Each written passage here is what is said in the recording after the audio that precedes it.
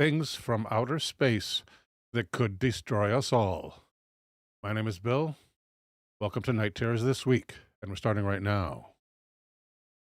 If you value what I do on Night Terrors, one way to support the channel is through Patreon. Become a patron of the show by clicking on the link in the description below. Thank you for supporting the show. Welcome, Gotcha Man. Welcome to Tea Plateau and Eldergrown, and welcome, Green Tea. Thank you, Elder, for the report. Let's get started. Welcome, Brooke Birch.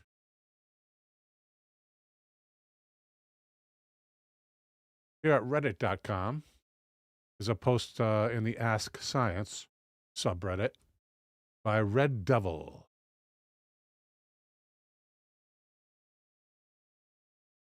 Who asks, is it possible for Earth to be wiped out by something from space that is so distant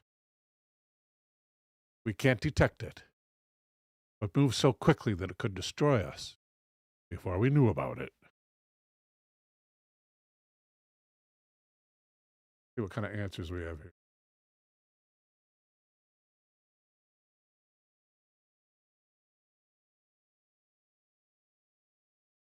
Why did I have this? It's like just I don't see any interesting comments here.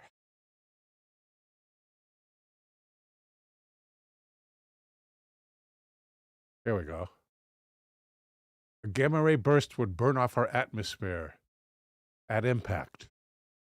This from Ang Chill BW.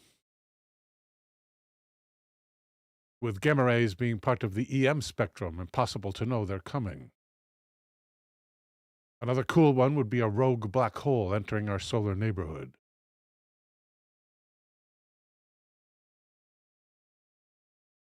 Yeah, I don't know why I included this.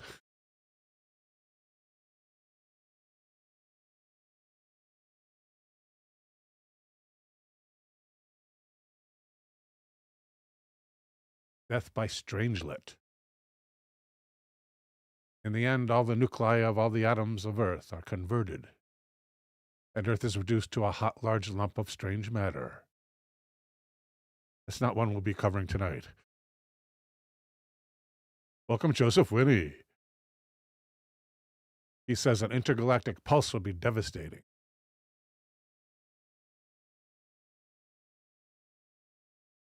Fast-moving objects are very dark and hard to see. We've discovered thousands of them in recent past, and there are thousands more to discover. Welcome, Jay Mallet.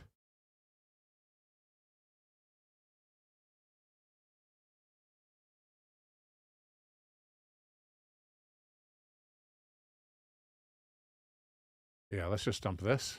On to number 2. At NBCnews.com is a story by Seth Shostak entitled, Scientists Say Space Aliens Could Hack Our Planet. New paper argues that extraterrestrials might beam contaminated messages our way.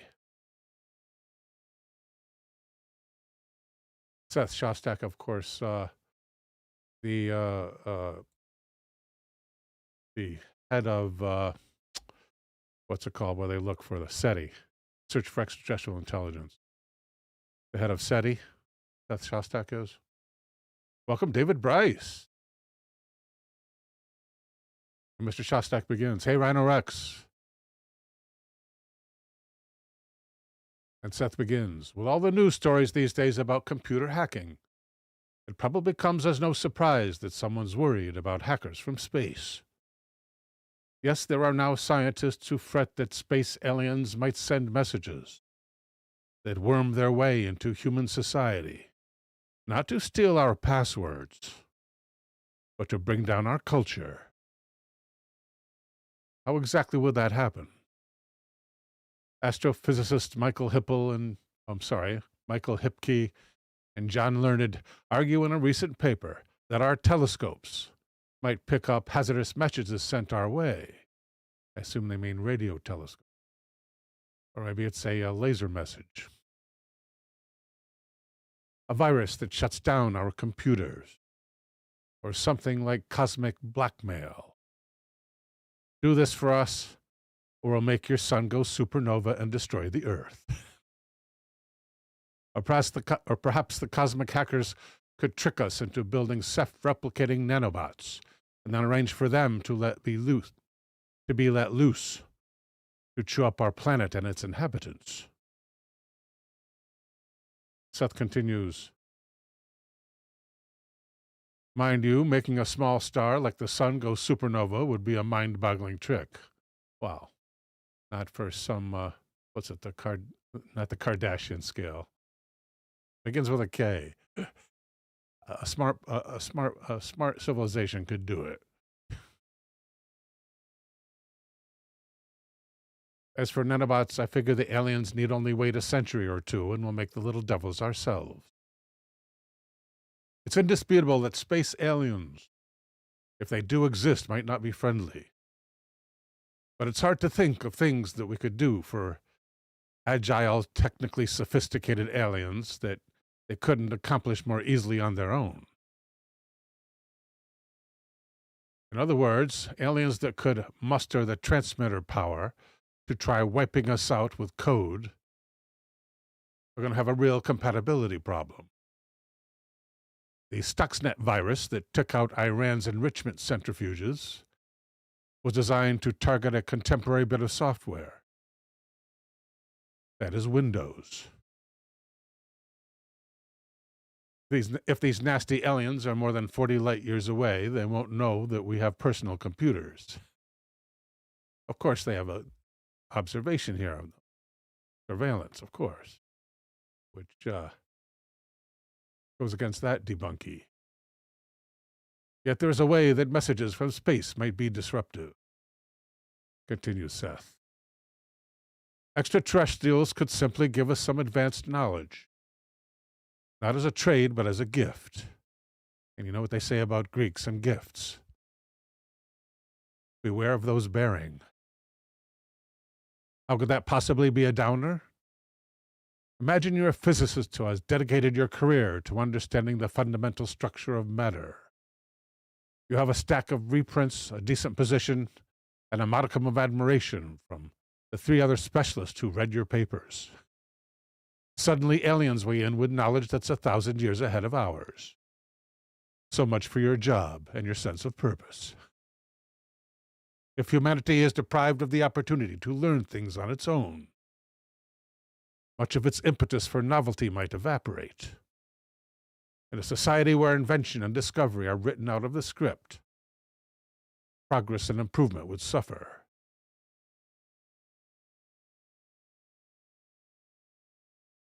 T. Plateau says, watch it, I'm part Greek.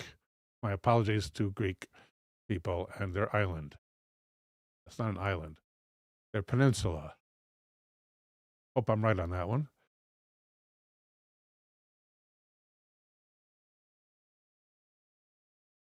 Next topic. Here at livescience.com is a story by Brendan Spector entitled, Could an Asteroid Destroy Earth? Our planet is tougher than you would think, but humans are not. Welcome to Aloysius Vander Abercrombie.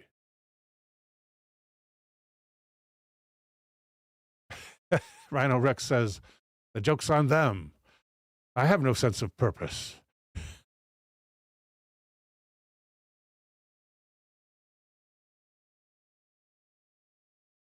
And the author begins. After dominating Earth for more than 160 million years, the dinosaurs met their doom thanks to a visitor from the stars. Around 66 million years ago, an asteroid measuring at least 6 miles across dealt the dinosaurs' world a devastating blow, triggering earthquakes, tsunamis, volcanic eruptions, climatic catastrophes, which rendered 75% of all living creatures extinct. That's 3/4 of all living species at the time. But through all of this, Earth itself remained. Does this mean our planet is immune to an asteroid Armageddon? If the dreaded dino-killing asteroid was not enough to end the world, then what would it take? Could a space rock actually destroy the Earth? And how big would it have to be?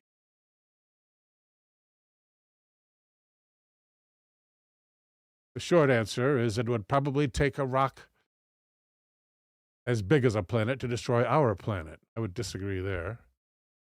I would say, in terms of relative size, one of maybe a tenth the size of our planet could, if it hit us, yeah, we're gone. 100% gone.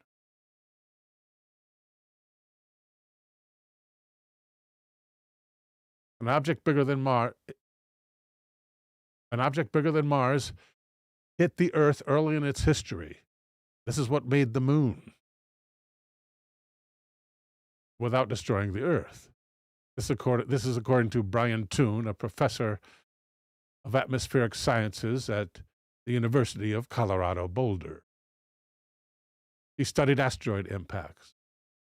Toon is referring to a giant impact hypothesis, a scientific theory that suggests a Mars-sized planet named Theia collided with Earth 4.5 billion years ago, launching a salvo of rocky debris into space that eventually coalesced into our moon. In other words, all the pieces came together. That must have taken 500,000 years. Welcome to Synchro 505. Mike provides all the incidental music for the show. Rather than obliterating our planet, scientists theorize that part of Theia's core and mantle fused with our own, remaining underfoot in the coming eon, before the first life evolved. Experts disagree as to whether this ancient collision was head-on or just a glancing blow. But there's no doubt that had anything been alive on Earth at the time, Theia would have wiped it out. Scientists believe life could have appeared as early as a few million years after the impact of Theia. Yeah, I don't know how accurate this theory is. I've only seen this theory that the object Theia collided with the Earth to create the moon. I've seen one series of computer projections that couldn't duplicate it. I'd like to see one that did. So I'm not so sure that that happened. Death from above. As the mass extinction of the non-avian dinosaurs shows, it takes far less than a rogue planet to seriously screw up life on Earth, even if the planet itself remains. NASA considers any space rock a potential hazard if it measures at least 460 feet in diameter and orbits within 4 million miles of Earth. An impact from such a rock could wipe out an entire city and devastate the land around it. A collision with a larger rock, measuring at least 0.5 mile wide, would probably trigger the end of civilization by unleashing global climactic disasters, according to Garrett Verschuer, an astrophysicist at Rhodes College in Tennessee. And if an impactor the size of the dino-killing asteroid arrived today, it would probably render humans and countless other species extinct. Verschuer said, broadly speaking, the initial impact creates a vast fireball that kills anyone within sight of it. Then dust from the impact and smoke from the fires girdles the Earth, plunging our planet into impact winter, as opposed to nuclear winter. We're only focusing on outside threats to our survival this evening.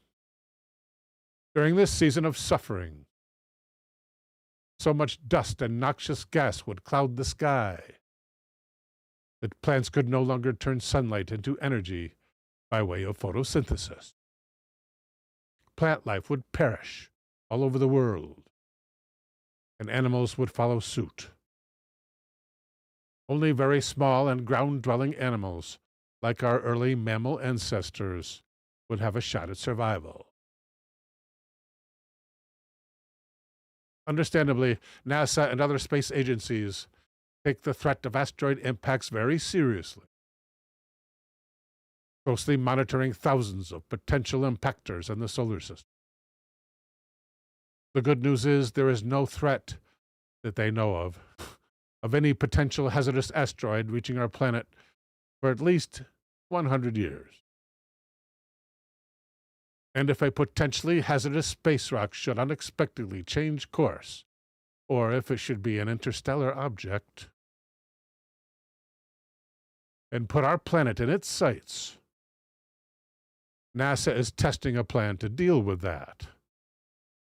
On September the 26th, the space agency smashed an uncrewed rocket into a 500-foot-wide asteroid called Dimorphos, in hopes of slightly altering the space rock's trajectory. Dimorphos was not headed toward Earth, but through this mission, known as the Double Asteroid Redirection Test, or DART, NASA hopes to test if crashing a spacecraft into an asteroid is a viable means of planetary defense for future asteroid scares. Thank you, Elder, for the link. Green Tea says, we'd have to live in mushrooms grown in caves while we lived next door to the mushrooms in the cave. Let's check out Elder's link. Oh, yeah. Good one.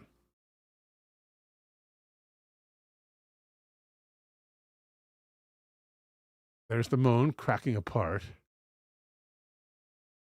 An ocean liner, apparently, with these huge smokestacks.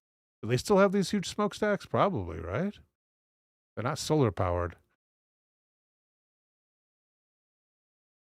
T Plateau says most humans except us are mushrooms. And Joseph Winnie says, I grow incredible mushrooms. Synchro says those are some massive smokestacks. It looks like it might be in Florida or perhaps California. You have palm trees here. 3 nondescript cars against a fence.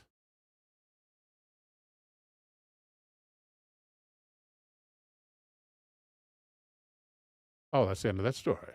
Thank you, Brandon Spector. The Plateau does love mushrooms in any case. Rhino Rex likes the cartoon.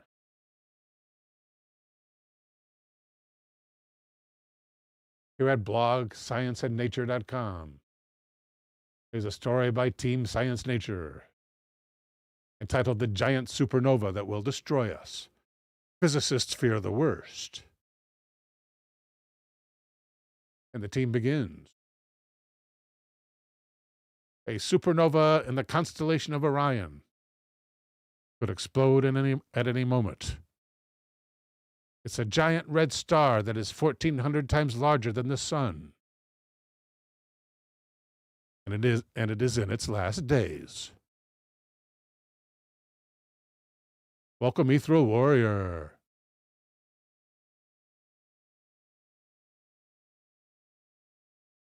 Have you ever looked up at the night sky and wondered what secrets the vast universe holds? Well, prepare yourself for a story that will blow your mind. Today we'll explore one of the most powerful and destructive phenomena in the cosmos. Giant supernovas. Imagine a dying star swelling to a gargantuan proportion, only to finally explode in a cosmic explosion. How about only to finally erupt in a cosmic explosion of epic proportions?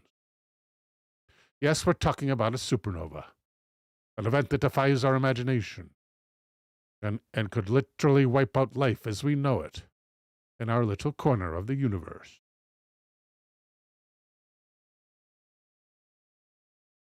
A supernova is the final explosion of a massive star that has exhausted all of its nuclear fuel. When this happens, the star collapses under its own weight, setting off a chain reaction that releases an insane amount of energy. This explosion is so powerful, it can shine as brightly as an entire galaxy for weeks, even months. But don't be fooled by the beauty, because a supernova also releases a deadly shower of radiation and subatomic particles that can devastate everything in its path. Now imagine that one of these supernovas occurs relatively close to Earth. Yes, we're talking about a close distance in cosmic terms. Let's say 600 light years. The star in question is Betelgeuse. Not the movie. Not the sequel. A red giant located in the constellation of Orion. Betelgeuse is a huge star, about 1,400 times larger than our Sun. It is in the final stages of life. Astronomers believe it could explode at any time. And that's scientists saying any time. If Betelgeuse were to explode now, we wouldn't know it for another 643 years, as its light would take that long to reach Earth. But if the explosion happened more than 600 years ago, we're about to be hit. Now imagine the effects a supernova would have, even if it was 600 light years away. First, we would see a bright glow in the sky, a light so intense it would outshine even the full moon. That would be the least of our worries. The deadly radiation from a supernova would wipe out everything in its path. Gamma rays and charged particles would destroy our planetary atmospheres, wiping out all exposed life. Even thousands of light years away, the radiation could damage the DNA of living things and render the technology of entire civilizations useless. If the supernova occurred just 50 light years away, the effects would be even more catastrophic. I think we don't have one 50 light years away, though, so why are they talking about that? If we did have one 50 light years away, they would have opened with it. A mass extinction would be inevitable, and life as we know it would disappear from Earth within weeks or months. Wildfires would ravage the planet, and humanity would have to take shelter in underground bunkers for years, only to emerge to a world ravaged by radiation. Faced with such a bleak outlook, it's natural to ask, should we really be worried? Oh, yeah.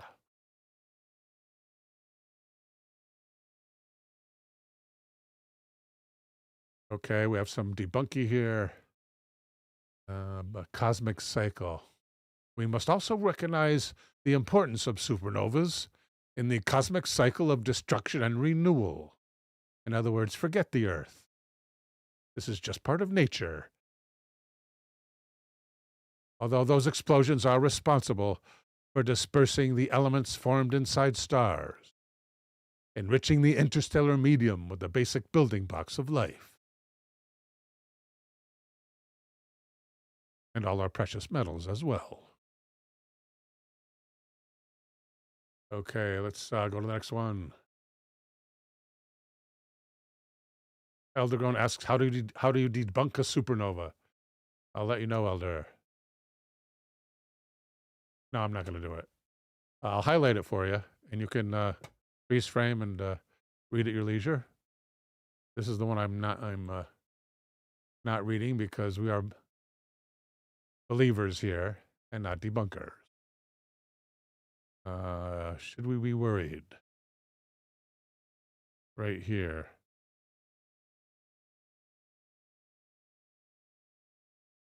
Right about there, Elder. Next up. At, it looks like ladbible.com. And a story by Tom Earnshaw entitled, Every Way Life on Earth Could Be Devastated by Kessler Syndrome, If It Comes True. If it comes true, we're in big trouble. And Tom begins. The idea that the world as we know it could fall apart due to junk in space. Sounds like something from a science fiction movie, but no, we're not talking about movies.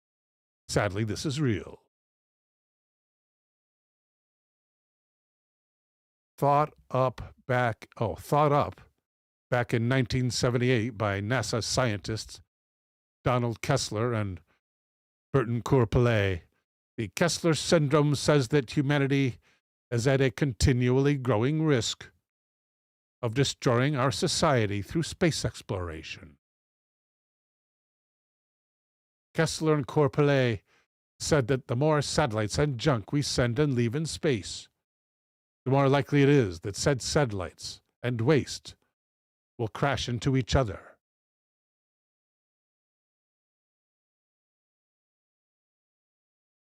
How do I get rid of that ad? There we go. As the area around the Earth gets more and more crowded with items orbiting the planet.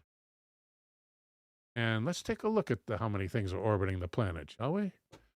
We need our special page for that. Where's that special page? Over here. It's like here. And we want map of orbital debris. I think it would be the most common search. I misspelled it, but fortunately. Low Earth orbit visualization. There we go.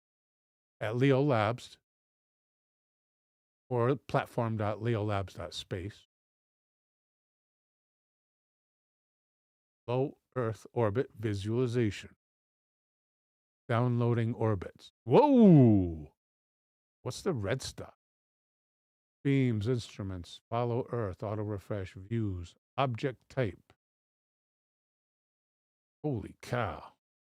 That's a lot of objects. I don't know if you can see them in the definition. I'm seeing it now, but that's insane.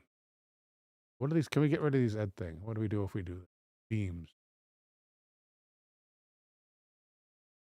Instruments. There we go. Can we get rid of this? Hide menu. Can we increase the size of the picture? Cross your fingers. Yeah, okay, well, right. And this is looks like they're orbiting now. Looks like it's a report in real time. Payload, rocket body, debris, unknown, all the unknown stuff out there circling the Earth. That's in real time, I think. Yeah, that's just insane. You wonder how they get anything up there. That's crazy. I wonder if a tree falls in the woods. Will the Pope hear it? Oh, I'm just too funny for myself. Okay, let's leave this up here. Let's reduce that. As the area around Earth gets more and more crowded with items orbiting the planet, the chances of this happening increase. And in the worst case scenario, a chain reaction of collisions is caused that could destroy essential communication satellites around the planet. A chain of collision, right? Because you get debris. No kidding. Chain reaction. In this situation, the situation will then become, how about in this case? In this case, the situation will then become so volatile that we cannot successfully send up new satellites to replace the broken ones due to the area of space which they have contaminated, becoming unstable and full of fast-moving debris that will smash anything new to 1,000 pieces. So not only do you at first lose, not only at first do we lose all cell phone contact, we lose it forever. No more cell phone satellite. Thank you, Synchro 505.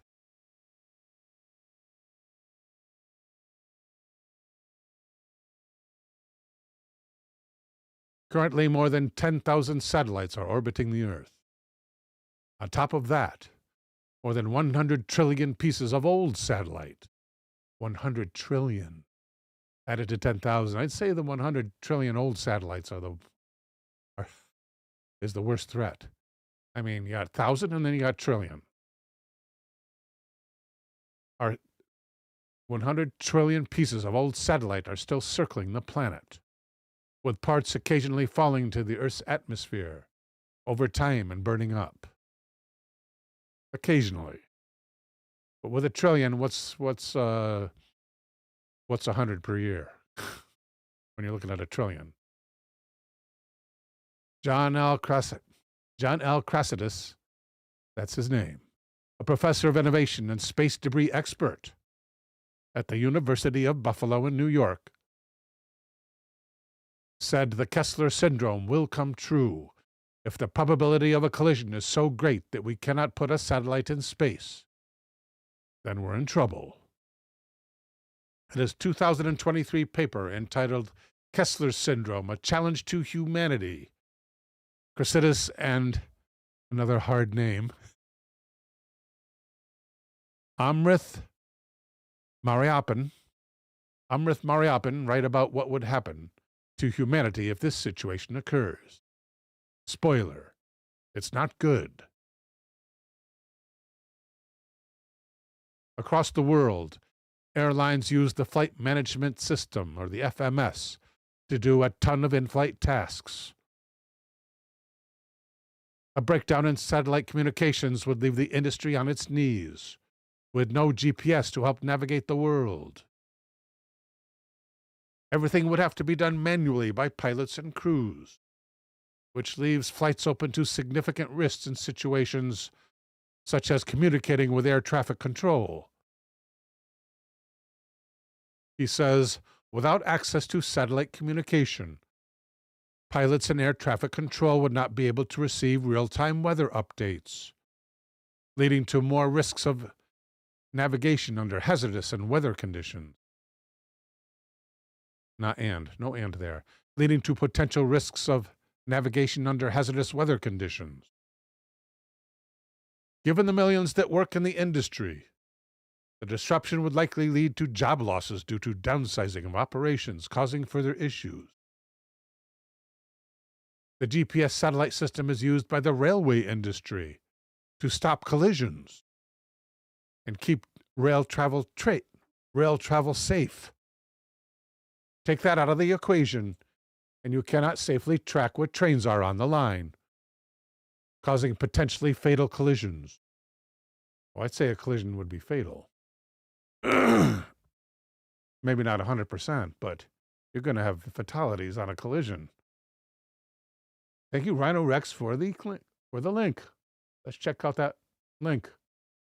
Apparently, 200 to 400 pieces of track debris fall back to Earth every year. Oh, in the hundreds. I am vindicated. And he provided his source. Thank you, Rhino Rex. Welcome to Radiant Heat Manifold.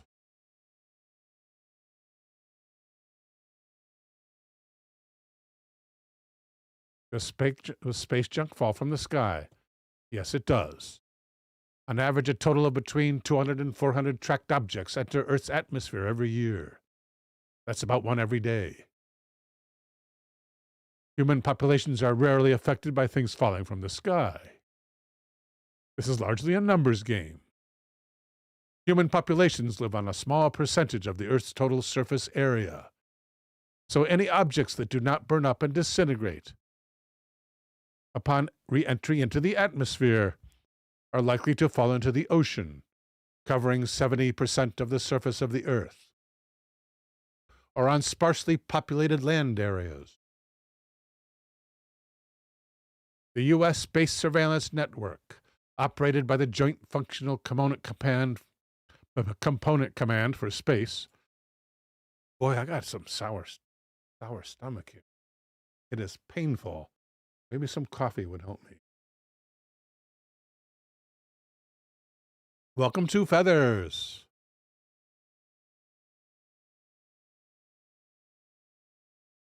Did that help? Not so much. How about chasing that with some ice cold water?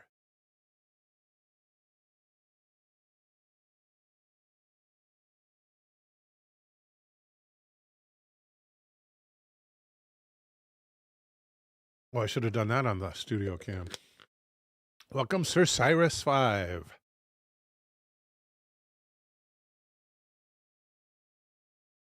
Who says, may your gut flora feel better. Thank you, Cyrus.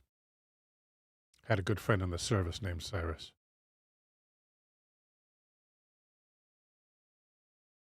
Okay, this organization, the U.S. Space Surveillance Network, which is part of the U.S. Air Force, in cooperation with NASA, estimate there are over 170 million pieces of space debris currently orbiting the Earth. That's quite different from our trillion estimate, the majority of which are tiny, less than 1 millimeter, but roughly 30,000 of those are larger than a softball. Space debris is the collection of defunct man-made objects in space, like old satellites, spent rocket stages, and fragments from disintegration, erosion, and collisions.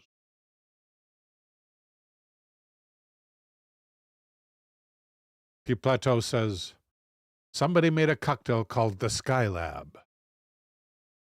Drink a couple of those and you won't know what hit you. That's so bad. That is so bad. Thank you, T. Plateau. Elder suggests the Pangalactic Gargle Blaster. This network consists of both ground-based sensors, such as radar and telescopes, as well as space-based systems. The network has a variety of uses, including knowing the orbits of debris as well as the enforcement of the space treaty. Good luck with that. I think, isn't Russia supposed to put something up, some nuclear weapon up soon? And that's against the treaty. No nukes in space. But the rules don't apply to Putin, do they? How are we going to make sure of that? Despite their size, even the smallest of objects, some of which cannot be detected by those sensors, can be hazardous to unmanned and manned spacecraft. They're orbiting at extremely high velocity, faster than a bullet, which means that the debris can easily punch through the protective covering on satellites or a spacecraft with living people inside. While space debris is rarely a concern for humans on Earth, our satellites in the sky often have to avoid its dangerous path. For example, on an otherwise quiet Sunday in September of 2014, the Suomi mission team was monitoring the possible close approach of a debris object, determined to be between 4 inches and 3 feet in size. By early evening, the risk was assessed to be high enough to start planning to maneuver the satellite into a safer zone. How do we get rid of this search bar? What does that, just stick in the middle all the time? Give me a break. How about if we click on the text? No go. Oh, wow. They didn't pay their HTML designer very much to do their webpage, did they? The team determined that the small space debris object was traveling at a rate of almost 17,000 miles per hour, directly towards Suomi NPP. I guess the name of the one they want to save is Suomi. They calculated that if no action was taken, it was likely to miss the satellite by 300 feet on Tuesday. With that knowledge, the decision was made at 1:30 p.m. on Monday for the satellite operations facility in Maryland to reposition Suomi. And here's a quote from Harry Solomon, mission manager for Suomi. Because Suomi moves at a similar speed as the debris object, if there had been an impact, it would have occurred at a combined speed of nearly 35,000 miles per hour. This would have been catastrophic not only to the satellite, but would result in thousands of pieces of new debris, which they then have to track. Since Suomi's launch in October 2011, it has successfully completed a few risk mitigation maneuvers to avoid space debris. A few. If they do that for one, are they doing that for all of them? According to NASA's record, there have been only 3 major collisions resulting in disaster due to space debris. The first occurred in 1996, when a French military reconnaissance satellite named Cerise was struck by debris from a French rocket that had exploded a decade before. In 2007, China launched a missile intended to destroy an old weather satellite, which successfully struck and added 3,000 spaces of space debris to Earth's orbit. What a maroon, as Bugs would say. Elders says French on French violence. And thanks, China. And in 2009, the first collision of 2 intact satellites occurred at a speed of over 26,000 miles per hour, resulting in over 2,000 bits of space junk. One of which passed close to the International Space Station in March of 2012, when the crew took shelter in 2 docked Soyuz rendezvous spacecraft until the debris passed. That one was probably a big 6 inches in. In a global effort to reduce space debris, many satellite mission teams are able to safely maneuver retired satellites back into Earth's atmosphere. Okay, let's go back to the major article. We have a bunch of stuff to cover tonight. Thanks for the contributor to both of these URLs. Much appreciated. You are true contributors to the show. Thank you, Two Feathers, for the super chat. Love you too, Two Feathers. You better believe it.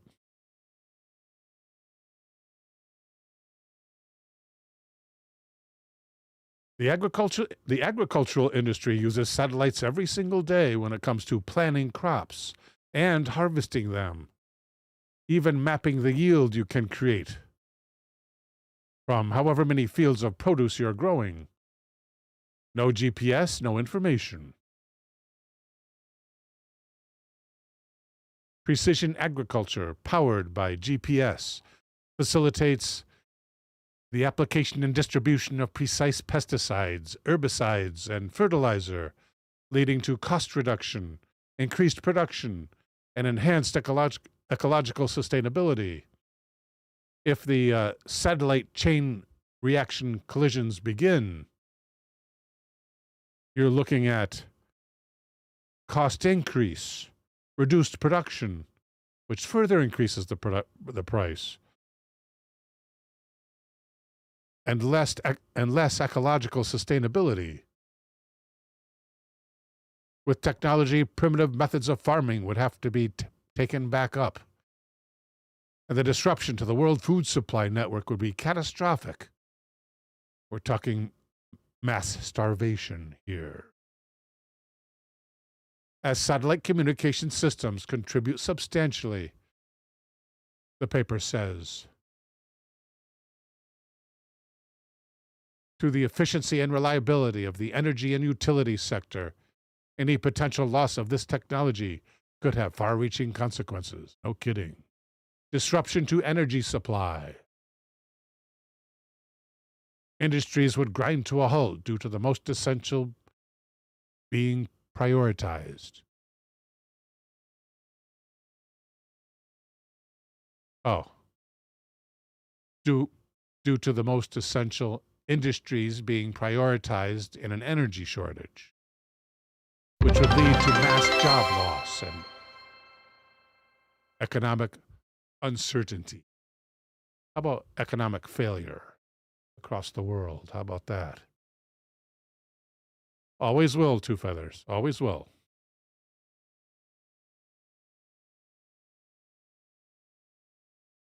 When it comes to nuclear power, many of the systems used to monitor safety issues would not work, leading to catastrophic incidents and meltdowns, should they go unnoticed.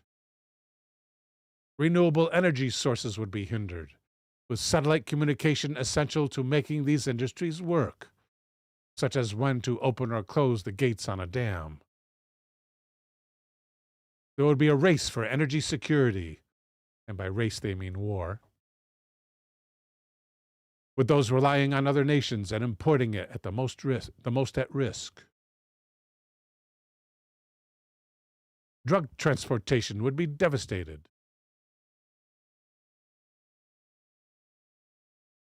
Might better be termed medicine transportation.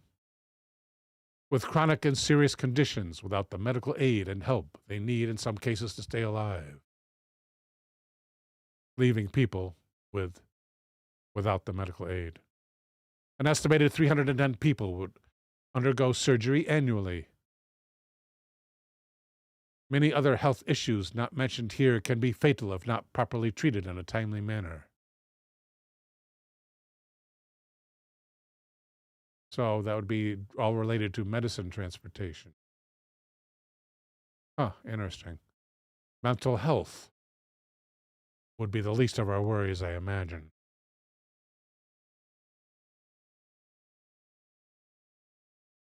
All right, next up. Here at scientificamerican.com is an article by Alison Parshall entitled, "What Happens If a Nuke Goes Off in Space?" I think they tried this once. I think we have more powerful nukes now, however. And Ms. Parshall begins. The auroras over Hawaii on the night of July the 8th, 1962, were unlike any that humans had ever witnessed. "Nuclear blast tonight may be dazzling, good view likely," read a headline in the Honolulu Advertiser beforehand. 9 seconds after 11 p.m., a startling flash set the sky aglow like eerie daylight, slowly fading from green to yellow to orange, before settling on a vivid, unsettling red. The U.S. had just detonated a thermonuclear bomb 100 times more powerful than the one dropped on Hiroshima. We used to say Hiroshima. That is incorrect. Launched on a missile from Johnston Atoll, a U.S. unincorporated territory between the Marshall Islands and Hawaii. The bomb exploded at 250 miles above Earth, around the altitude and low Earth orbit of most modern-day satellites. This event, called Starfish Prime, wasn't the first or the last time the U.S. or the Soviets tested nuclear weapons in space. There were more than a dozen tests between 58 and 62. But it was the most impactful. The blast generated a power surge over the Pacific Ocean that knocked out 300 streetlights on the island of Oahu and destroyed or damaged about a third of the roughly 24 satellites then in orbit. The Starfish Prime shot is sort of a poster child for why we don't like nukes blowing up in space, says Jonathan McDowell, an astrophysicist at the Smithsonian. Indeed, only a few years later, in 1967, both the U.S. and the Soviets signed on to the Outer Space Treaty, which forbade putting weapons of mass destruction in orbit.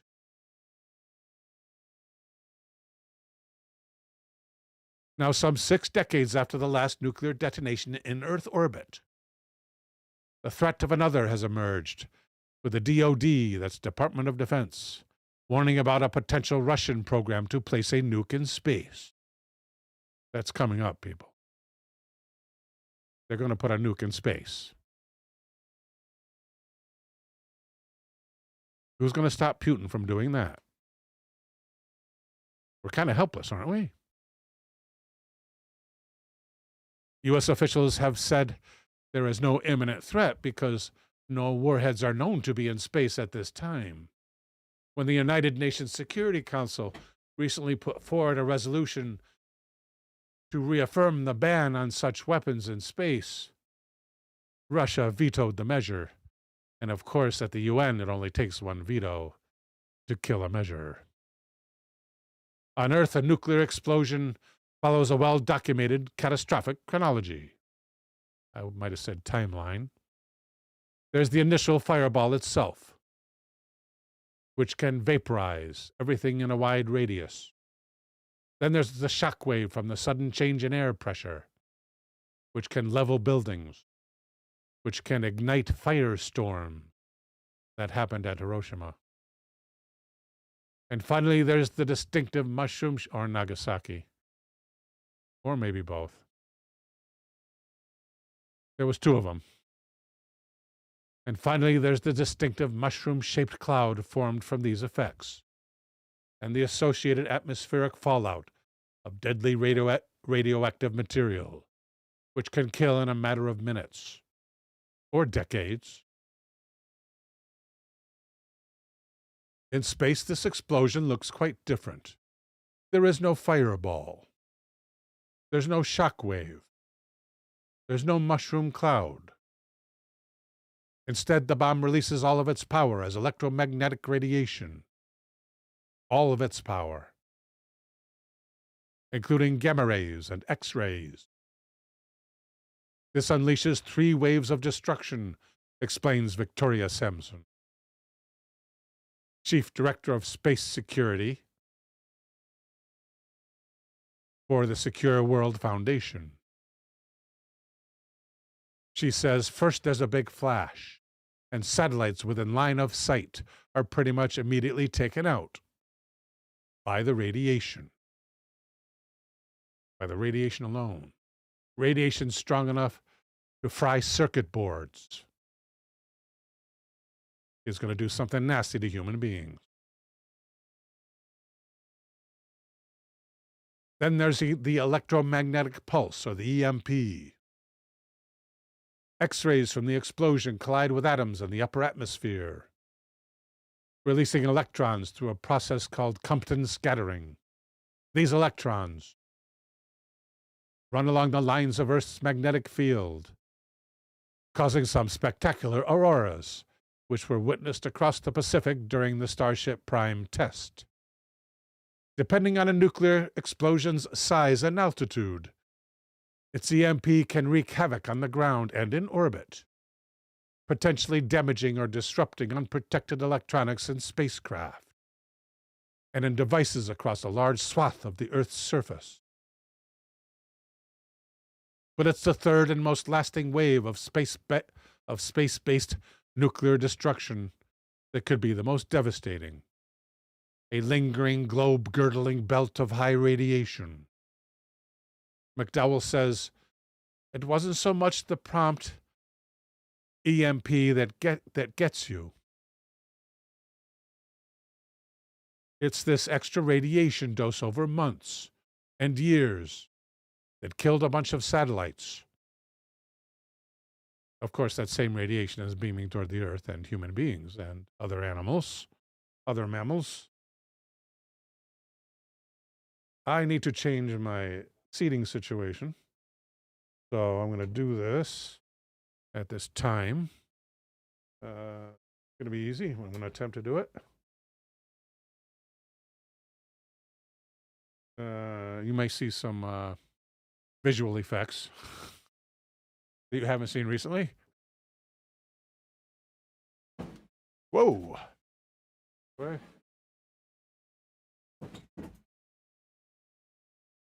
Oh, that lamp. Oh, it's on. I don't think it's going to start a fire. And I should still be good on the... I shouldn't have any hot spots over here. Let me just check real quick.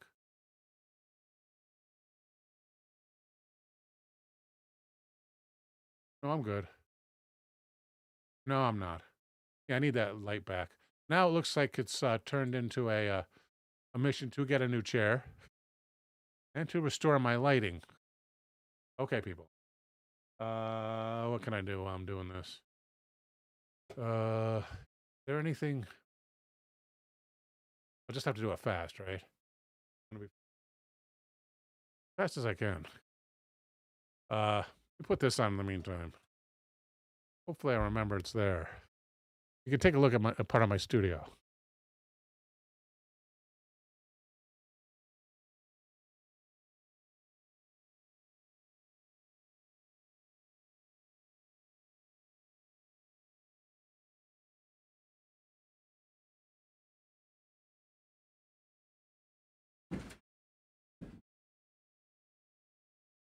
All right. Oh, I sat on my green screen. Safety first, says Green Tea. Elder says, pay no attention to the man behind the curtain.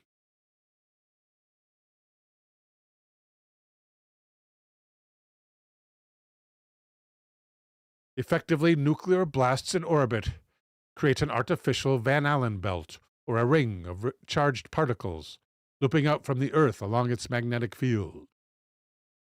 Engineers try to keep satellites out of the Van Allen belt, if they can help it, because the extra doses of radiation shorten the lifespans of orbiting debris. Actually, it says spacecraft here. Starfish Prime's radiation belt lasted years. Among its casualties was a satellite called Telstar, launched the day after the detonation, which ceased functioning following months of exposure to radiation levels 100 times higher than normal. Today, there are nearly 10,000 satellites in orbit.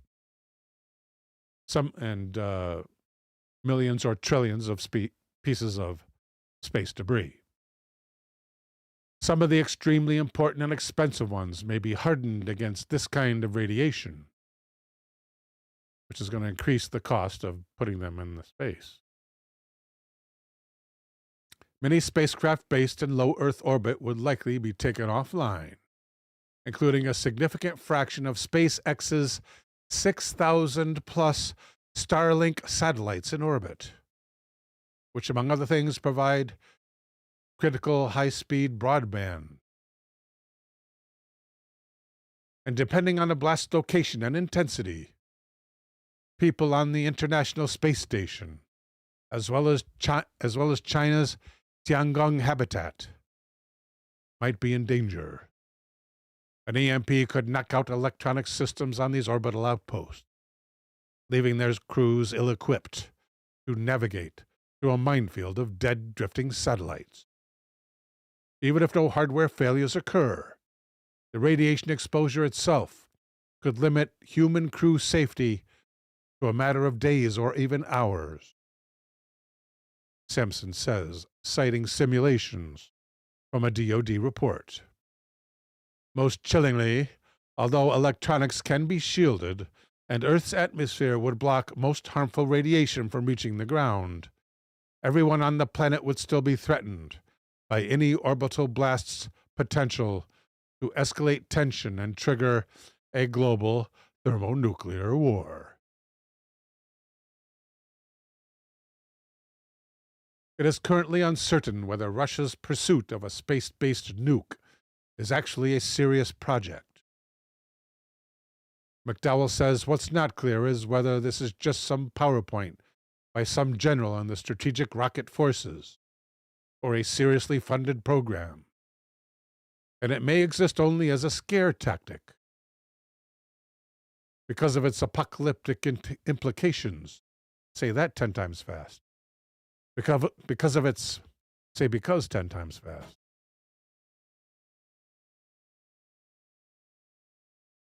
He says, I'm skeptical that the Russian government has a serious operational plan to fire a nuke in a conflict in space. I would say think again. Those guys are nuts. They're government. They're government. Even so, Sampson notes that the U.S. government seems to be taking this threat seriously. Russia's power in space has waned since the Cold War, supplanted by China and the U.S. Its main foothold is as an enabling partner on the International Space Station, which is set to be decommissioned in 5 years. That's right, folks. The space station is out of commission in 2031, 5 years hence. And I guess they're just going to leave it up there. Okay, let's go to the next. There's more speculation here about Russia's motives. But we should trust Russia, right? Who trusts Russia?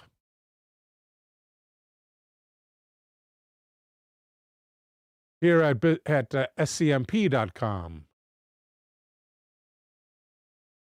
is a story by Uncredited. Let's see if we can find an author for this. Oh, it's a short one. Good.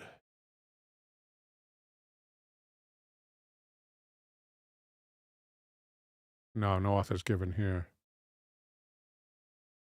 Click here to visit Business Insider. Why would I do that? Is that where it's from? No, this is from Business Insider. My News, it says. Anyway, the title is The Sun Will Destroy Earth a Lot Sooner Than You Might Think. The sun will expand so its atmosphere stretches out to Mars' current orbit, swallowing Mercury and Venus.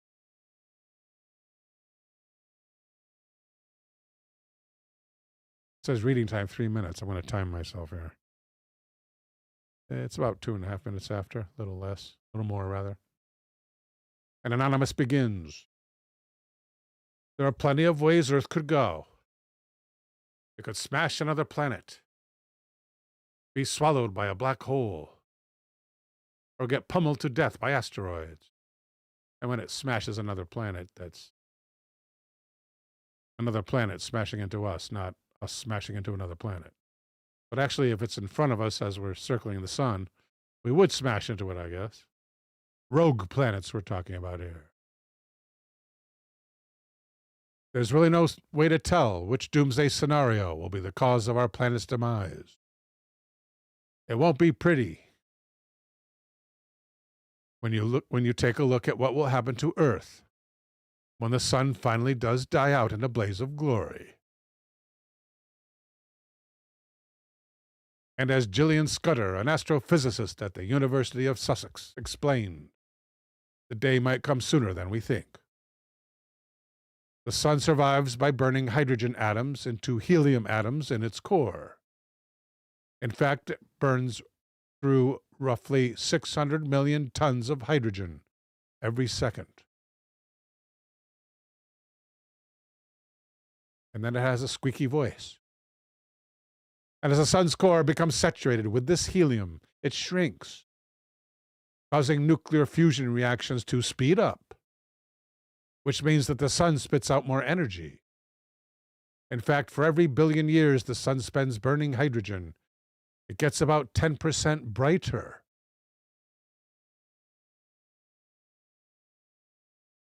And while 10% might not seem a lot, it does to me, that difference would be catastrophic for our planet. Scudder said, the predictions for what exactly will happen to Earth as the sun brightens over the next billion years are pretty uncertain, but the general gist is increasing heat from the sun will cause more water to evaporate off off our planet's surface and be held in the atmosphere instead. The water then acts as a greenhouse gas, trapping more incoming heat, speeding up the evaporation. Before it ever runs out of hydrogen, the sun's high-energy light will bombard our atmosphere and split apart the molecules and allow the water to escape as hydrogen and oxygen, eventually bleeding Earth dry of water.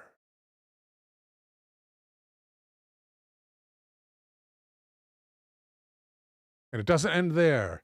A 10% increase in brightness every billion years means that 3.5 billion years from today, the sun will shine almost 40% brighter, which would boil Earth's ocean, melt its ice caps, and strip all of the moisture from its atmosphere. Our planet, once bursting with life, will become unbearably hot, dry, and barren, like Venus.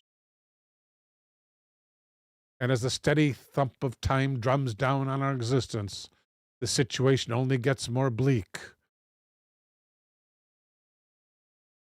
One day, about 4 or 5 billion years from now, the sun will burn through its last gasp of hydrogen and start burning helium instead.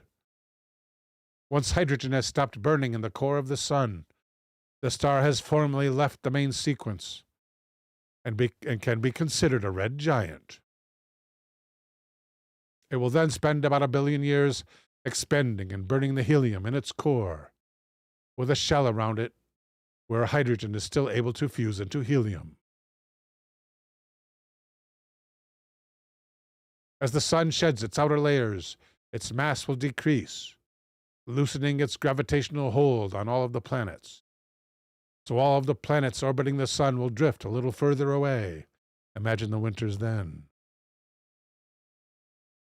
When the sun becomes a full-blown red giant, Scudder says, its core will get extremely hot and dense, while its outer layer expands a lot. Little animation here.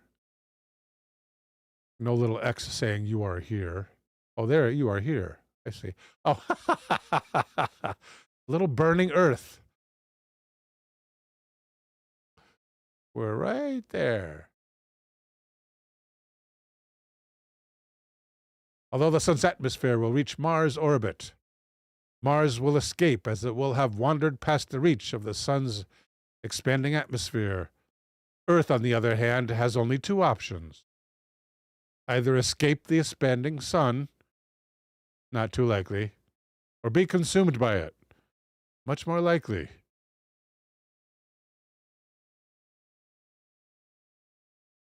Although more massive stars can begin another shell of fusing heavier elements when this helium is exhausted, our sun is too feeble to generate the pressure needed to begin that layer of fusion.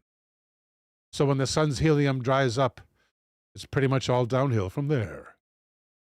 Once the sun has emptied its fuel reserves, it will become unstable and start to pulse. Notice the animated pulsing. With every pulse, the sun will shrug off layers of its outer atmosphere until all that's left is a cold, heavy core. That a neutron star, surrounded by a planetary nebula.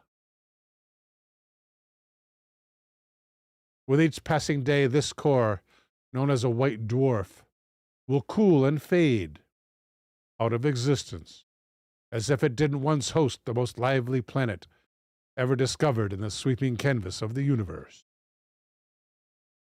Is that supposed to be us? Oh, that's the end of that one. Next up. Here at theguardian.com is a story by Ian Semple, science correspondent, entitled Aliens May Destroy Humanity to Protect Other Civilizations, says scientists.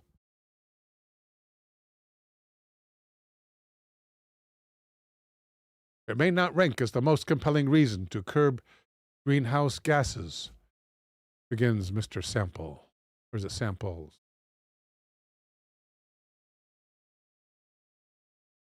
Sample. But reducing our emissions might just save humanity from a preemptive alien attack.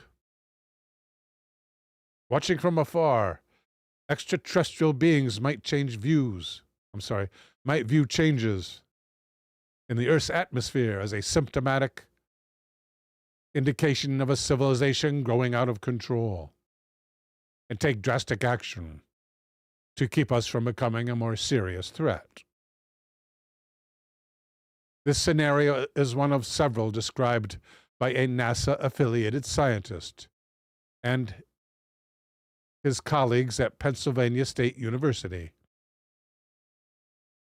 which they say could play out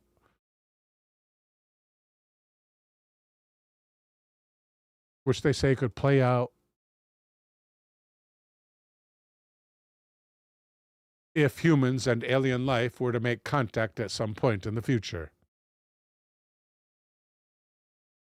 Sean Dormagal Goldman of NASA's Planetary Science Division compiled a list of plausible outcomes that could unfold in the aftermath of a close encounter with aliens to help humanity prepare for actual contact. Thank you, Elder, for T Plateau's link. We have a link from T Plateau. Thank you, Elder. Welcome, Casual Kitty.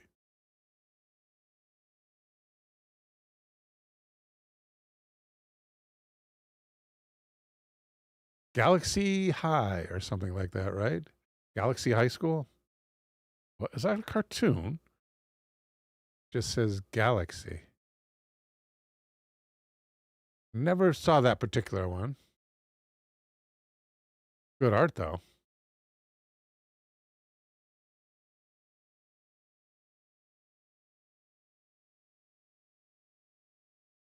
It may not rank as the most compelling reason to curb greenhouse gas.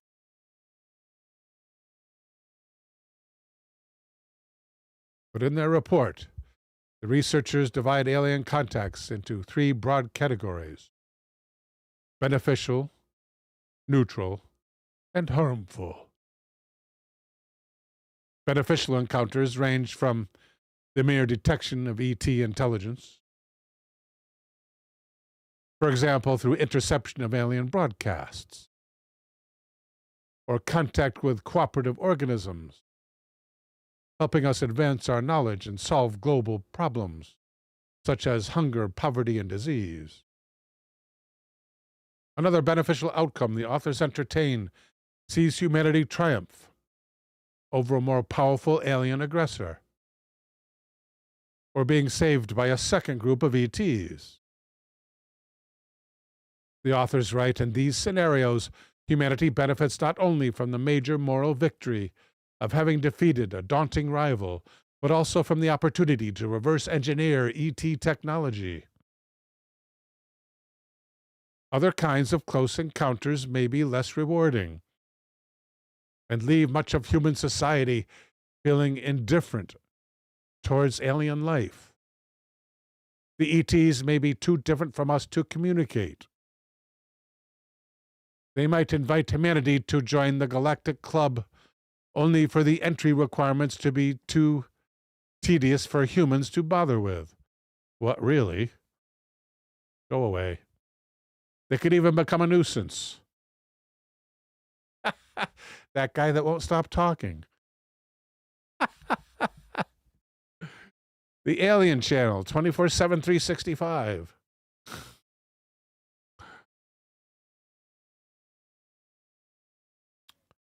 Where am I? They could even become a nuisance, like the stranded prawn-like creatures kept in a refugee camp in the movie District 9. Yeah, I think those guys are being taken advantage of. The most unappealing outcomes would arise if ETs caused harm to humanity, which they might do by accident. While aliens may arrive to eat us or enslave us or attack us, The report adds that people might also suffer from being, it says here, physically crushed. Do they mean psychically crushed? Suffer from being physically crushed. They got to mean psychically, right? Has to be. Or by contracting diseases carried by the visitors. In especially unfortunate incidents, humanity could be wiped out when a more advanced civilization accidentally unleashes an unfriendly artificial intelligence, or performs a catastrophic physics experiment that renders a portion of the galaxy uninhabitable. In that case, we'll be taken out with a few other worlds, intelligently inhabited worlds, as well. To bolster humanity's chances of survival, the researchers call for caution in sending signals into space, and in particular warn against broadcasting information about our biological makeup, which could be used to manufacture weapons targeting humans. Instead, any contact with ETs should be limited to mathematical discourse. Quote, until we have a better idea of the type of ET with which we are dealing, end quote. The authors warn the ETs may be wary of civilizations that expand very rapidly, as these may be prone to destroy other life as they grow, just as humans have pushed species to extinction on Earth. In the most extreme scenario, aliens might choose to destroy us to protect other civilizations.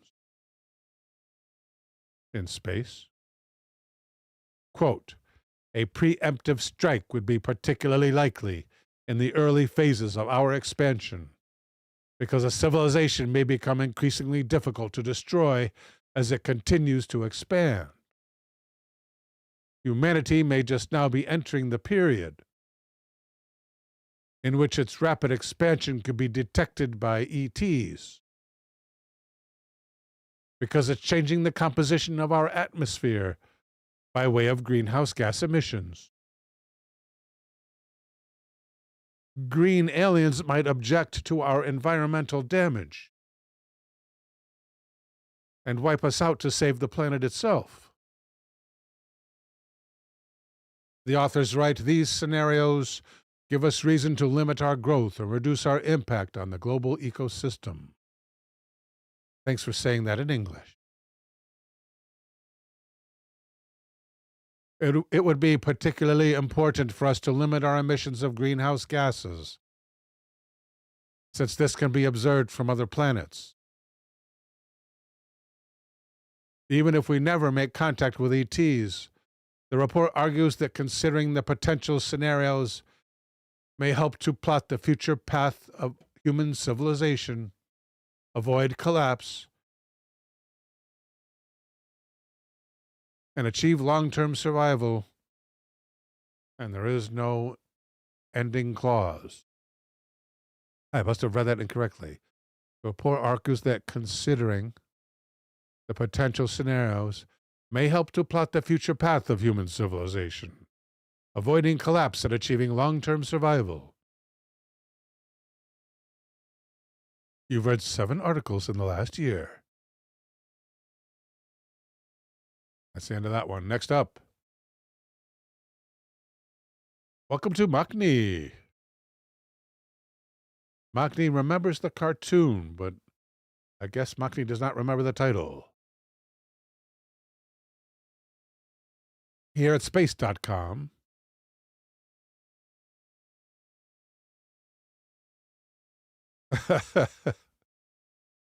we should save that for last. Let's do that. Let's put it at the very end, and hopefully we'll remember it's there. How much? How was it? How long? It's a good read. I'd say we'll go there after the next story. Okay, we can do that. Experience unlimited content. Not interested. View a short ad. Oh, we have to view the ad. Okay, this is required, so this is the ad. Our reward is almost here, and X out. That's our reward. We get to X out. Here at Science News Today is a story by Mohammed Touheen.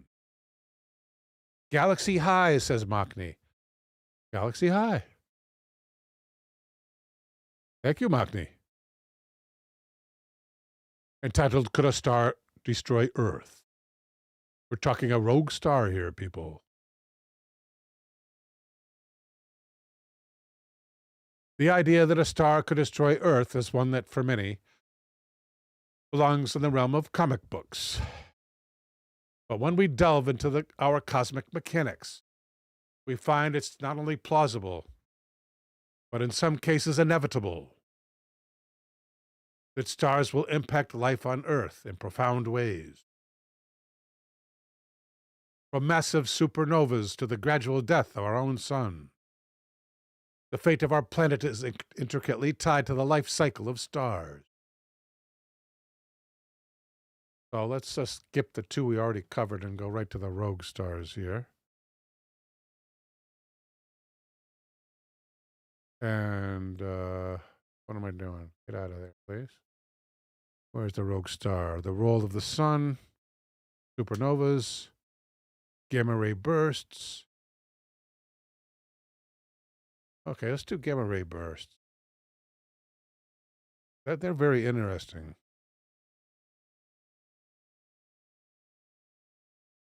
I don't think they're going to do rogue stars here. Do I have a rogue stars?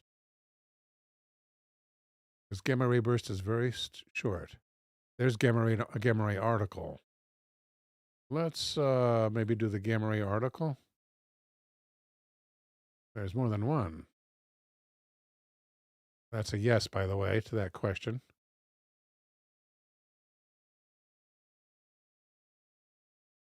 Black holes can actually destroy us from light years away. That sounds like the one we should read now. Let's do that. It's at Science Alert. It's written by Fiona MacDonald. And Ms. MacDonald begins.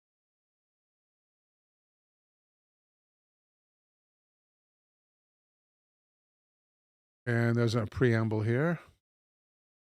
As the latest episode of Kurzgesagt explains, black holes can blast out extremely powerful pulses of energy called gamma ray bursts, or death from space, as they like to call them. I did not know that was a common nickname for gamma rays, death from space.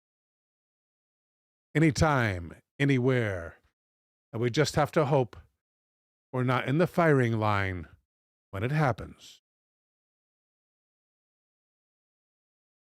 Gamma rays are electromagnetic waves carrying energy, but like visible light.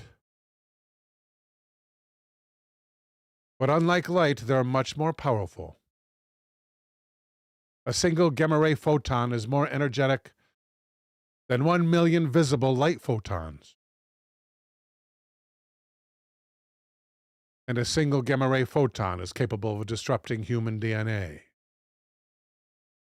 Thankfully, on Earth, we're shielded from most gamma rays in space by our lovely ozone layer. But that's only regular gamma rays. Gamma ray bursts, on the other hand, are more powerful. Much more. You can think about the bursts like gathering the energy from every star within 100 million light years. So, sucking the energy from thousands of galaxies, each with billions of stars, and then concentrating all that power into a single laser. That's what a gamma ray burst is like. There are two types of gamma ray bursts that we know about: short ones and long ones. The long ones last about a minute, and thought to originate from the collapse of a supernova into a black hole. The short ones last only 1 second. and scientists think they occur when two binary stars merge together to form a black hole. Both of these scenarios end the same way, however. A black hole surrounded by a magnetized disk of gas left over from its parent stars. Thank you, Gotcha Man. And as the video above explains, the rotation of that black hole winds up its magnetic field, funneling hot jets of particles traveling at nearly the speed of light. I think it's from the poles, the north and south poles, that the jets erupt. So if you're in what they call the firing line of, let me get a prop here. Where's a nice prop? Here's a nice. If you are in the firing line, right, of that North Pole, of that black hole, yeah, it's over. It's over. The gas inside this funnel creates two extremely focused jets of gamma rays that erupt out of the black hole like a laser. Eldergrown confirms yes from the polls. Thank you, Elder. These gamma ray bursts are occurring all over the universe all the time. We detect around one per day with NASA's Gamma Ray Space Telescope. But as far as we know, we've never had one pointing right at us. Which is good. Because if that ever happened, within a few thousand light years, a gamma ray burst would be able to strip our ozone layer away completely, leaving the planet and most of its life scorched by the sun's radiation. And then we go into the caves with the mushroom. In fact, that destructive power is the reason that many scientists think we haven't yet seen signs of ET life anywhere in the universe. Gamma ray bursts might be wiping out huge chunks of it regularly. Most terrifying of all, as if that isn't enough, welcome Mr. Ghost with the Most. Seeing as gamma ray bursts travel at the speed of light, one could be heading toward us right now.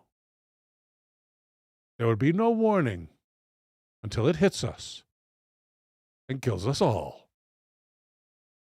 So if you were not already walking around worrying about your imminent demise, now you can.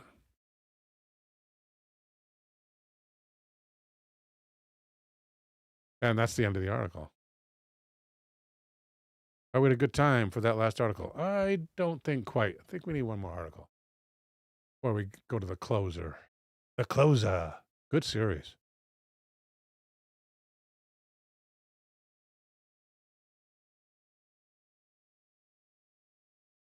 Again, same topic. We've done this one. Rogue planets. Here at the Daily Digest. Can't say digest. Here at the dailydigest.com is an article entitled Rogue Planets Are the Doomsday Scenario No One is Talking About.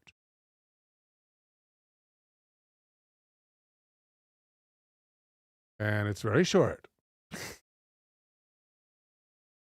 More for you. Oh, no, it's a slideshow. That's what these big arrows are. Rogue planets are not a difficult concept to understand. Some planets form and don't find a star to orbit.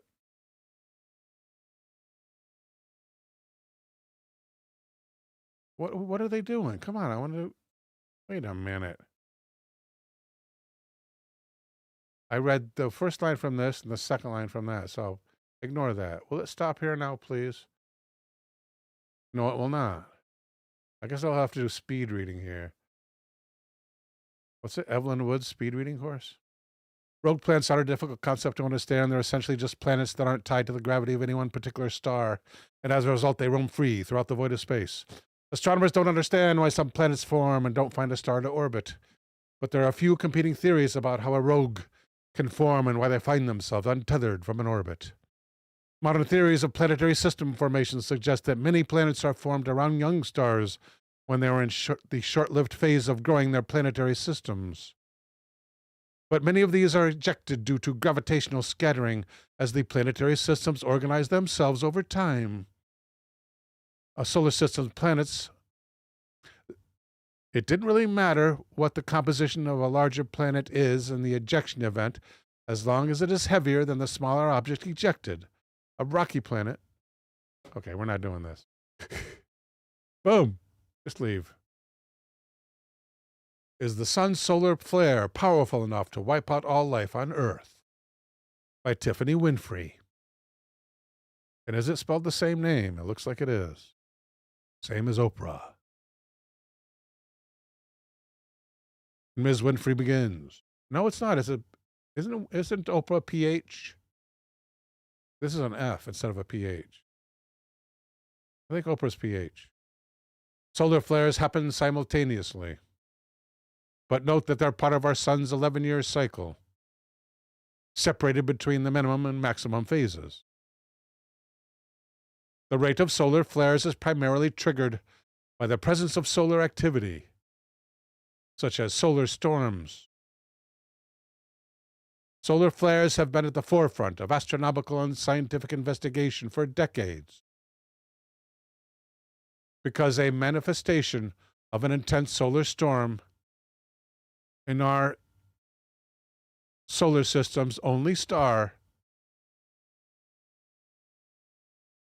could possibly be catastrophic in impact on the planet. According to Stanford University's Solar Center homepage, a radio show claimed that radiation from a major solar flare in the future might destroy most existing life forms on Earth.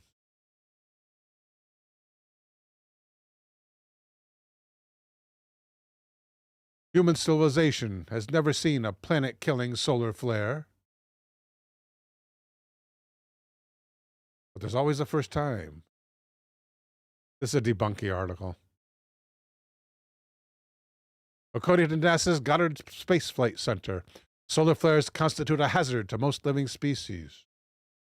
However, humans are protected from high-energy particles and radiation by the Earth's atmosphere and magnetosphere,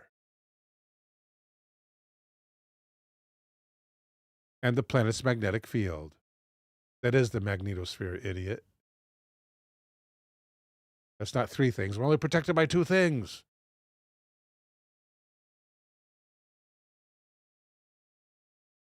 A solar flare is an intense burst of electromagnetic radiation from the sun's atmosphere, according to the National Aeronautics and Space Administration, otherwise known as NASA. It's thought to be the most powerful explosion ever seen in our solar system. Solar flares are distinguished by their intense bright light, and they're made up of particles known as photons. These are monitored using a variety of methods. According to NASA, solar flares also accelerate other particles like protons and electrons. Wait, I'm just bouncing around and none of this stuff is any good at all.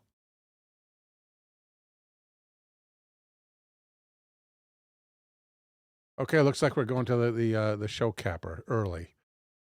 Show capper. At space.com is an article by Chris McMullen. 10 science fiction movie monsters that could destroy humanity. And they're from outer space, right? So it fits right in. Many science fiction movie monsters have tried to end the human race. But which ones should we really be worried about?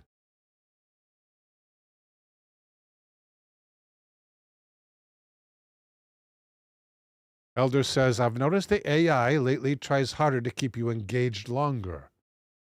It ends discussions with a question meant to keep you interacting. Ah, very wise, Elder. Thank you.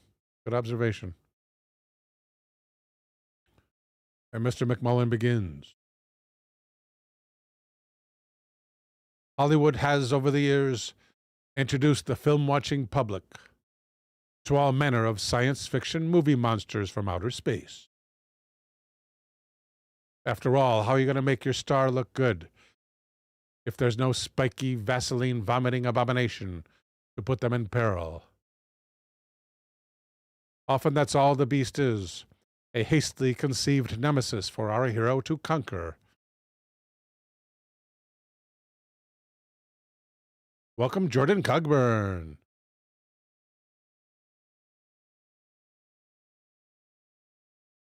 But sometimes movie makers put real thought into their creatures, delivering foes that could not only pose a threat to the crew of the SS Expendable or the Arctic Station Gannady. No idea what that's in reference to. I know what SS Expendable means. But Arctic Station Gannady? No idea. Not only a threat to the SS Expendable, but the whole of humanity itself. Take the H.R. Geiger-designed alien from the famous Sigourney Weaver franchise. A deleted scene revealed the alien was able to transform other beings into eggs. Now, that's not exactly right. The face hugger hugs your face. During that time, somehow it injects you with the egg. So it's not transforming a being into an egg. It's making a human the host of the egg. So, meaning that if a single egg or alien made it to Earth, the whole planet could be awash with the creature. Suddenly, it's not enough for one or two lucky survivors to drag themselves out of the wreckage. They've got to stop the alien from reaching civilization.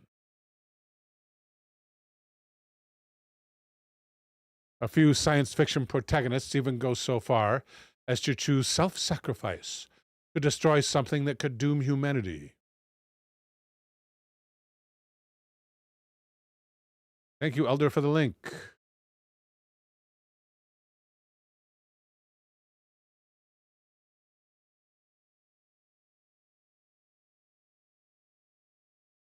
Yeah, I think Elder is right. He says that's not how it works. The face hugger does implant. Wait, where's the egg in the cycle? Yeah, the egg. The egg comes from the queen. What's implanted by the face hugger is the alien itself, right? The immature form of the alien itself. Yeah, the immature form of the alien itself. Yeah. I think that's right. But it's still not transforming other beings into eggs. Unless you count it as when it eats those, it converts our essential our essential chemicals into food for the egg or the shell of the egg or whatever. So in the spirit of respecting their fictional sacrifices, this is our list. Number 1, Space Vampires. A good movie, Life Force from 1985. The 3 vampire-like antagonists of Tobe Hooper's 1985 movie Life Force, who feed on life energy instead of blood, would be more than capable of extinguishing humanity. The people they drain transform into ghouls. It says here, who turn others and so on. I guess turn others into vampires and so on. I guess. These ghouls, if sated, are indistinguishable from humans and retain their intelligence, so could infiltrate even the most secure location. A portion of each meal is fed back to the original tree, like some macabre pyramid scheme.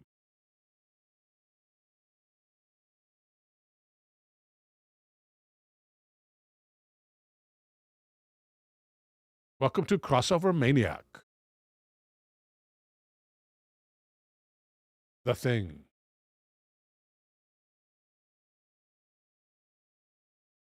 If John Carpenter's shape-shifting horror... Why am I thinking maybe ship shape I'm thinking? Had crashed its spaceship in a populated area, the human race would be doomed. Well, remember, he probably crashed before the human race evolved. That was locked in the ice, man. His craft was locked in the ice. I think he's supposed to be many millennia old, I believe. I think. I should get the book. What's the book called? Let's see. Basis for the Thing. Something like... not Keep Away. Stay Away. Something with a way in it. Maybe Stay Away. Stay Away, Stay Away. Maybe a repeated title. Who Goes There? Thank you, Crossover Maniac. The original novel, I believe it was a novel, might be a novella, whatever, being titled Who Goes There? Each fragment of the thing is an individual. And Gotchaman confirms the creature in the 82 film, The Thing, is estimated to be over 100,000 years old. So if it's at 100,000, yeah, then humans would be around in their present form. Thank you, G-Man. G-Man, why don't you throw up your movies there so I can copy them from the chat? Each fragment of the thing is an individual and also becomes a thing, capable of infecting any animal, human or otherwise, using the host's memories to hide in plain sight. One creature could infect two. Those two could infect four. You get the picture. Although the things aren't able to identify other infected, there would eventually be a tipping point when they don't need to hide anymore. I didn't know it was not able to identify other members of its own species. Welcome to Ayuwat. Oh, thank you, Ayuwat. Much appreciated, sir and or madam. Thank you, G-Man.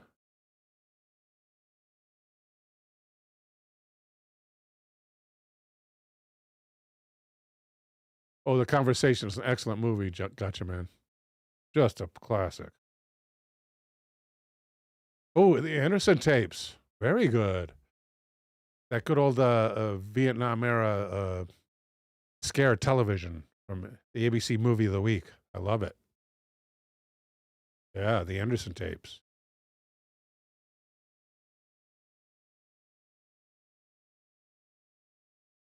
Next up. Next up. Oh, why did it do that?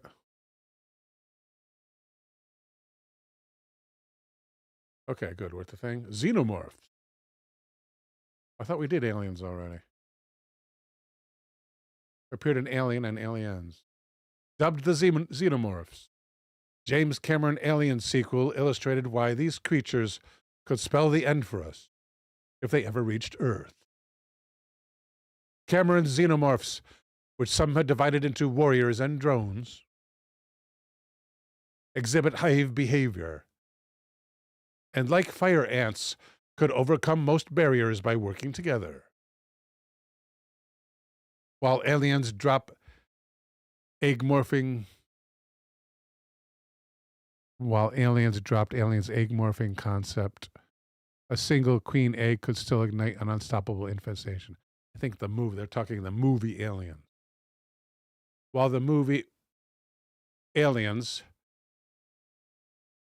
dropped the original movie's egg morphing concept, I don't know if that's true or not. A single queen egg could still ignite an unstoppable infestation. Right. Is that right?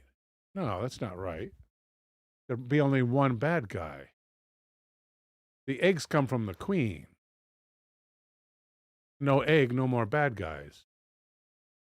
So I think they're wrong about that one. I think they're wrong about that one. No, wait a minute. No, yeah, and it's only the face huggers which come out of the eggs, which can infect human hosts. Elder says, I've never seen the first movie. I thought there was only one aliens in. I thought there was only one alien in it. Yeah, there's only one alien in the first movie. That is correct. Acid for blood is possible. Though even the strongest acid of which we know, fluoroantimonic acid, isn't even close to being as destructive as the infamous xenomorph blood. But if there's only one of them, I'm sure we'll win. Okay. Pod people. Invasion of the Body Snatchers sees gelatinous alien seeds drifting to Earth, growing into pods, and while people sleep, replacing them with emotionless copies. What makes the pod people a dangerous foe and will let them quickly overwhelm humanity is that they can recognize another pod person on sight. This allows them to coordinate their efforts, conquering San Francisco and potentially the rest of the world in a few days.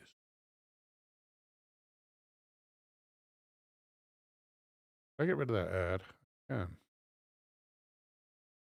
There's a more...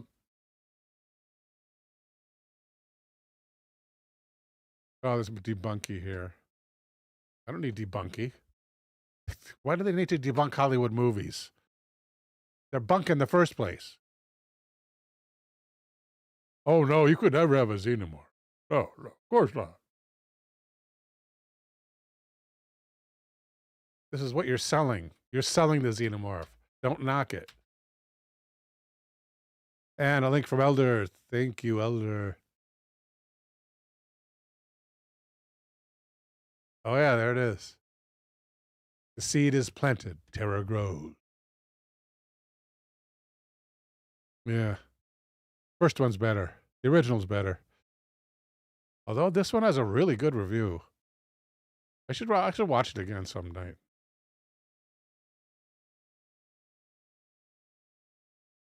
Okay. Audrey. Audrey appeared in Little Shop of Horrors. The musical Little Shop of Horrors had a man-eating plant from outer space. Affectionately named Audrey, it was trying to conquer the world. Its plan, which unfolded over the space of only a few weeks, was to make its owner famous, and then send its seeds to an eager public. In today's world, that would take all of 5 minutes. Just get a few influencers to show off their mini Audreys, and the planet would be knee-deep in carnivorous alien invaders.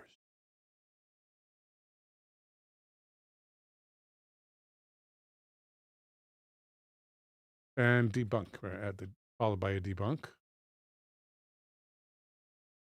Mimics. Oh, yeah. Good movie, Edge of Tomorrow. Edge of Tomorrow's mimics are not much to look at. They're like a combination of Venom, the Spider-Man 3 one, and the Sentinel from the Matrix. However, they are as essentially one superorganism. Not however. Yeah, however, as they are essentially one superorganism with the power of an evil Phil Connors, they can reset time until they have successfully eradicated mankind. Tom Cruise or Emily Blunt sorted them out. But what if either had ended up in a psych ward or dissected? Yeah, they're going to win that war, I think. It has been theorized that black holes distort time. And the idea of weaponizing such an effect seems to be the basis for the movie. Well, I would say it's a premise followed immediately by a debunk. The Entity appeared in Virus, 1999. As a movie, Virus will definitely grow on you. But the alien entity is the stuff of nightmares. A being of energy with a hatred of humans.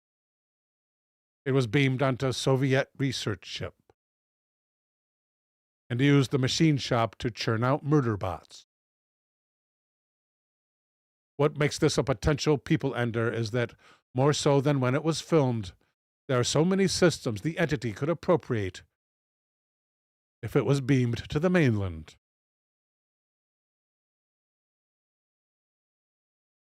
Number 9, The Shimmer. Appeared in Annihilation, another very good movie.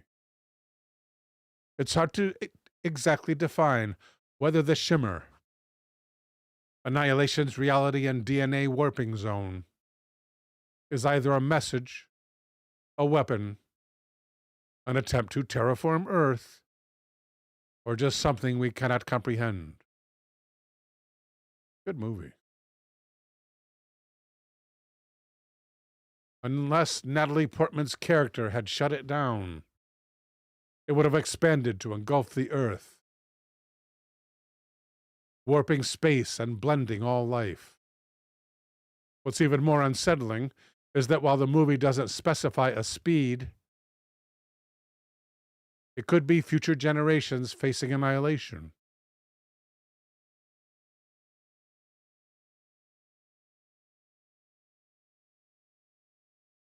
Galactus appeared in Fantastic Four: Rise of the Silver Surfer from 2007. I guess that's one of these things, or both of them are Galactus? Very dim.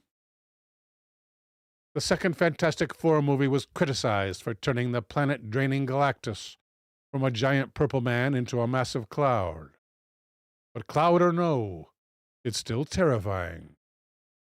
Without a Fantastic Four to see it off, our planet would be stripped of its sustainability for life. If we were lucky, the Silver Surfer might turn up to warn us, giving us a short while to prepare for extinction.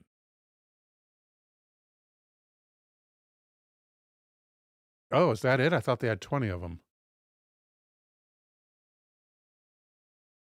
There is a very important program note that all you people are going to want to hear.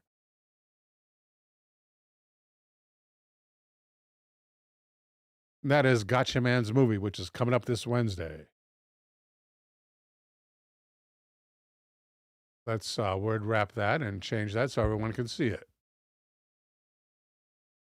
Font. Big. And good looking.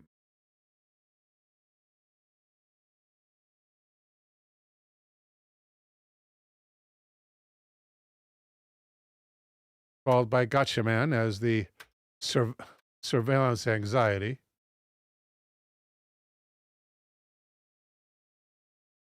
We have the Anderson tapes and the conversation.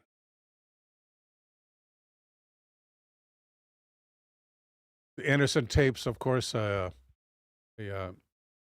made-for-TV movie shown on the ABC Movie of the Week, a lot of which were science fiction and horror movies in the middle of the Vietnam War. So they were very high quality. And then The Conversation, starring Gene Hackman. A classic movie known to many, and should be known to you as well. So join Gotcha Man on Twitch. You don't have to join Twitch. Just go there and put his name in the search box. That will take you right to his channel. That's happening this upcoming Wednesday at 9 p.m. Eastern. Be there or be square. I will be there as well. So please join us. It's getting really rocking. It's really starting to take off. And you want to be in on the ground floor. Until then, may God bless and protect us all.